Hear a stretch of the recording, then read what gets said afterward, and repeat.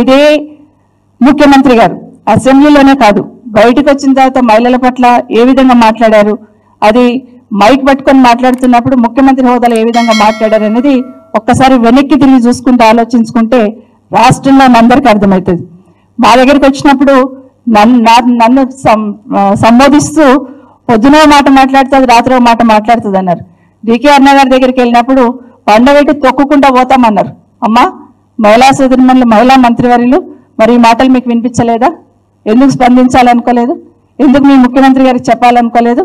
ఈరోజు కేటీఆర్ గారు మాట్లాడింది రాద్ధాంతం చేస్తున్నారు కదా, మరి ఇవన్నీ ఎందుకు వినిపించలేదు మీకు? మీరెందుకు అక్కడ స్పందించే ప్రయత్నం చేయలేదు? ఈరోజు బట్టి గారు అసెంబ్లీలోనే ఏ మొహాలు పెట్టుకొని వచ్చినారు అన్నప్పుడు ఎందుకు స్పందించలేదు?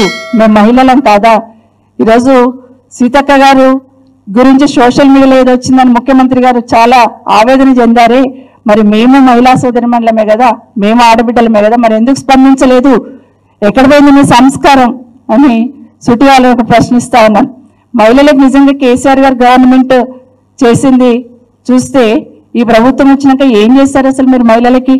అసలు కేసీఆర్ గారు మహిళల పట్ల చూపించిన చిత్తశుద్ధి ఈ ప్రభుత్వం వచ్చిన తర్వాత ఏం చేశారు?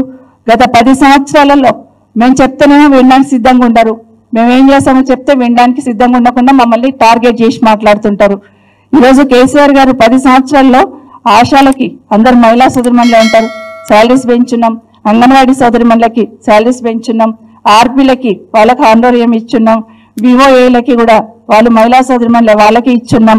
అదేవిధంగా షీ టీమ్స్ ఏర్పాటు చేస్తాం. ఇలాంటి రక్షణ మహిళా సోదరిమణులకు ఉండాలని షీ టీమ్స్ ఏర్పాటు చేస్తున్నారు. వీహబ్ అనేది చదువుకున్న అమ్మాయిలు ఖచ్చితంగా వ్యాపారంగా ఎదగాలి, పారిశ్రామికంగా ఆలోచించి కేటీఆర్ గారు గౌరవ కేసీఆర్ గారు ఆదేశంతో వీహబ్ని ఏర్పాటు చేయడం జరిగింది. అదేవిధంగా స్థానిక సంస్థల్లో 50% రిజర్వేషన్ మహిళలకు ఇవ్వడమే కాకుండా మార్కెట్ కమిటీలలో కూడా 50% రిజర్వేషన్ ఇచ్చున్నారు. గురుకులాలు ఏర్పాటు చేస్తే 1000 గురుకులాలు ఏర్పాటు చేస్తే 60% అమ్మాయిల కోసమే గురుకులాలు ఏర్పాటు చేసుకున్నాం.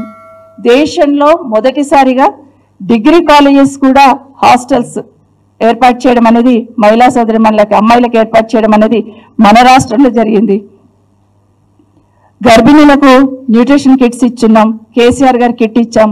అమ్మాయిలు పుడితే 13,000 అకౌంట్లు వేయడం జరిగింది. ఆడబిడ్డ పెళ్ళైతే కళ్యాణ లక్ష్మి, షాది ముబారక్ లాంటి పథకాలు తీసుకొచ్చున్నాం. ఇవన్నీ కేసీఆర్ గారు చేసుకొచ్చి ఒక రక్షణ వలయంగా మహిళా సోదరిమణులకు నిలబెట్టేట్టు చేసిన ప్రభుత్వం కేసీఆర్ గారు. కానీ ఈ 8 నెలల్లో ఏం చేశారు ఒక్కసారి మిమ్మల్ని మీరు ప్రశ్నించుకోండి.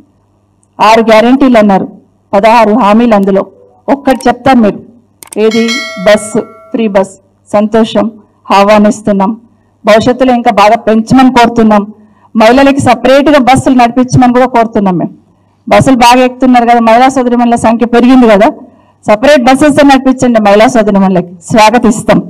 కానీ 2500 ఇస్తామన్నారు కదా మహిళలకి, ఎక్కడ పోయిందండి 2500? ఉచిత గ్యాస్ అంటున్నారు కదా, ఎంతమందికి ఇచ్చారు ఉచిత గ్యాస్? ఇవన్నీ అడుగుతానేమో తట్టుకోలేరు, తట్టుకోకుండా టార్గెట్ చేస్తారు.